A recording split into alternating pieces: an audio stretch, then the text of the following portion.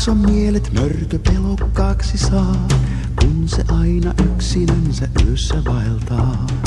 Ilkeä ei mörkö ole, pelottava vain, eikä koskaan kenellekään pahaa tahdollain. Mutta mörön läheisyys on kylmää niin kuin jää, että vaikka nuotionkin voi se jäädyttää. Siksi Muumilaaksossa on kaikki peloissaan, jospa vaikka mörkö sattuisi yöllä tulemaan. Yksinäinen mörkö yössä vaeltaa. Lämpöä se etsii, mutta ei keltään sitä saa.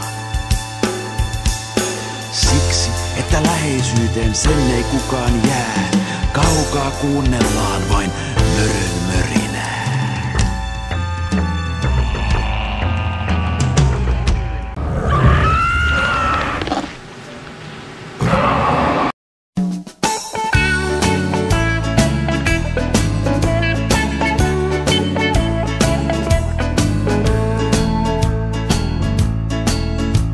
Kun jotain jossain tapahtuu, sä arvaat varmaan sen. On mukana myös kukas muu kuin hahmo Kiukkuinen. Hän pikkumyy on tietenkin, jos ottaa osaa leikkeihin, niin jälkeen sen on kaikki paikat aivan sekaisin. Pikkumyy, aina jostain ilmestyy. Pikkumyy, on Kepposiinkin syy.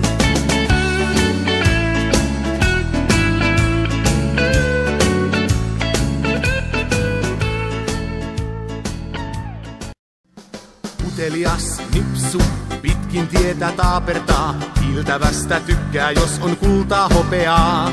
Aika lailla säheltää kun oikein touhuaa, vaikkei sitä myönnä häntä usein pelottaa.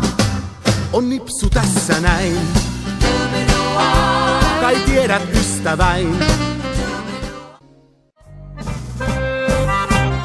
Haisuli on rötösveikko sellainen, ettei ole maailmassa toista.